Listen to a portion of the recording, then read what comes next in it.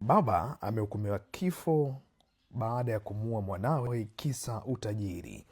Sasa mahakama ya rufaa kanda ya Iringa chini ya jaji Angaza Mwipopo imemhukumu kunyongwa hadi kufa Joseph Yustino Muhulila mwenye umri wa miaka 28, dereva wa bajaji, baada ya kupatikana na hatia ya kumuua kikatili mwanawe wa kiume aitwaye Timotheo Joseph mwenye umri wa miaka 4 na miezi 6.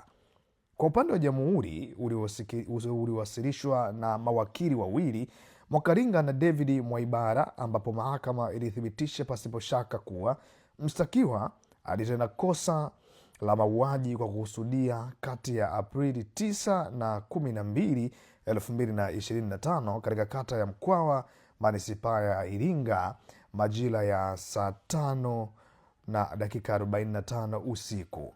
Ilielezwa mahakama kuwa mshtakiwa ambaye alikuwa akiishi na mtoto huyo licha ya kutokuwa kwenye ndoa rasmi na mama wa mtoto, alimuua kikatili kwa kumkata vipande vidogo vidogo kwa kutumia kisu na kisha kuponda kichwa kwa jiwe. Baada ya hapo, alitupa mabaki ya mwili chooni na kuyaflash ili kuficha ushahidi.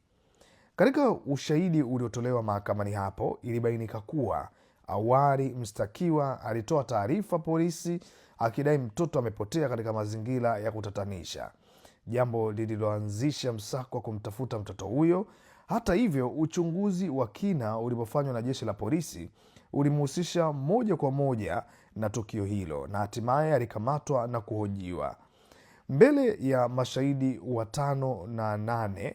Mshtakiwa alikiri kutenda kitendo hicho, akieleza kuwa alifanya mauaji hayo kwa lengo la kupata utajiri, akidai kuwa alishawishiwa na tamaa hiyo, ambapo kwa upande wa utetezi uliokuwa ukiongozwa na wakili Geoffrey Mwakasege uliwasilisha hoja za utetezi, huku mshtakiwa mwenyewe akitoa ushahidi kwa kiapo, akijieleza kuwa ni dereva bajaji na kueleza mazingira ya uhusiano wake na mama mtoto.